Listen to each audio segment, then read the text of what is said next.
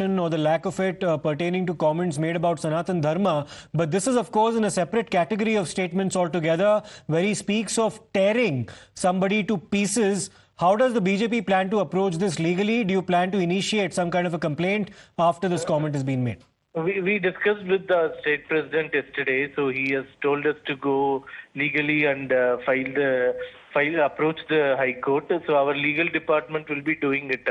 But to note that they have to hide their failures, to hide their failures with the people, to hide the anti-incumbency. People are angry with so many things with the spread of drug culture and etc.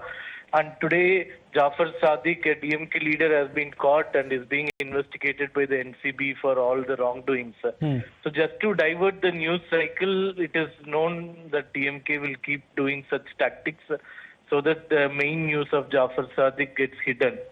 We will not allow the cartel of DMK to continue. We will keep exposing the drug cartel in spite of all the diversionary tactics. All right, Mr. S.G. Surya, thank you for your perspective on that. Varshini, do please stay with us. Let's once again listen into what Mr. Anbarasan said on the 9th of March. அதாவது எவ்வளவு பிரதமர் நாங்க பாத்துக்கிறோம், இவ்வளவு மட்டமா பேசுற போது பிரதமரை நாங்க பார்க்கவே இல்லை.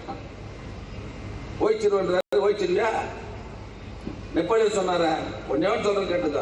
இந்த திமுக வந்து சாதாரணமான இயக்கம் இல்ல, பல பேர் உயிர் தியாகம் செய்து வளர்க்கப்பட்ட இயக்கம், ரத்தத்தை சிந்தி வளர்த்த இயக்கம் இந்த திமுக.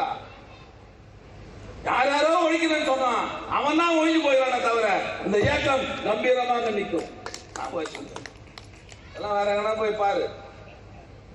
நான் அமைச்சர் கொஞ்சம் அடக்கி வாசிக்கிறேன், இல்லைன்னா பீஸ் ஆகிடுவேன். அதனால வந்து தேர்தலில் நீ பண்ண சாதனை வச்ச ஓட்டு கேட்டு. So we heard Mr.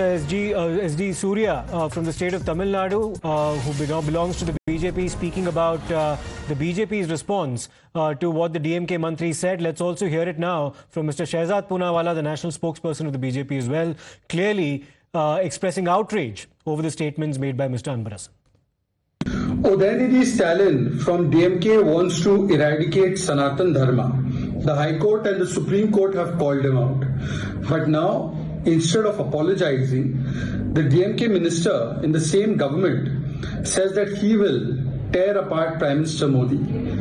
Anybody who is in defense of Sanatan Dharma, Bharatiya Sanskriti, Bharatiya culture, now the DMK wants to eradicate them too. It shows the mindset. It is not Mohabbat ki dukaan, it is Nafrat ke bhaijaan. And this is nothing new. Congress party leader also recently in Karnataka said, I will beat up Prime Minister.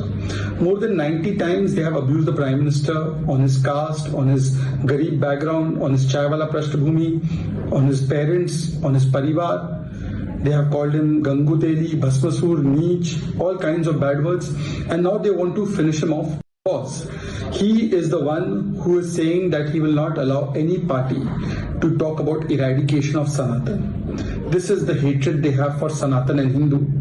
And they have such hatred for positions of constitutional significance that in their Modi Virod and in BJP Virod, they can cross any limits, abuse Hindus, abuse Sanatan, abuse Janta, abuse the Sanatan Sanskriti, abuse Samvidhanik Sanstha, and also now target somebody who is sitting on the Prime Minister's position.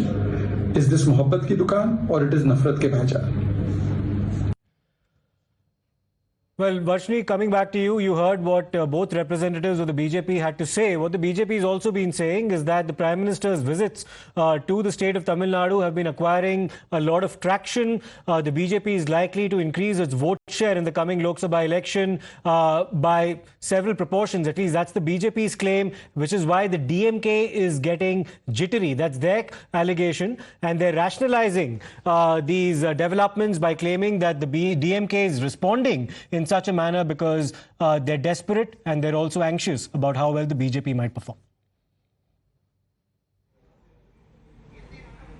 Well, definitely, yes. The Prime Minister's frequent visits to the state of Tamil Nadu, particularly this year, right ahead of the 2024 Lok Sabha polls, has definitely created quite a momentum in the state for the Bharatiya Janata Party, and the kind of traction that his visits are are attracting, particularly the kind of crowd that is, gathering at these venues where the Prime Minister is addressing them, has definitely created quite a scare for the other parties in the state, is what one could say at this point, because the Prime Minister has been constantly speaking about how the DMK party and the government for the past almost 3 years now has been functioning, and what the people are supposed to get, and and what the people are not receiving, just because there is a difference in opinion and ideologies between the central government and the state government, is definitely creating an impact on the people, and that could also be a possibility why these remarks are being made. Okay. But on the other hand, looking at from a different perspective, sure, one can also speak about how the clash of ideologies and the war of words has been a very constant thing that has been ongoing in the state between. Sure, Varshini, I'm sorry I'll have to cut you short there, but we'll have to, of course, wait and see as to whether or not any disciplinary action is initiated against this man, or the DMK ends up endorsing what he said. Many thanks for your perspective on this. Let's now turn our attention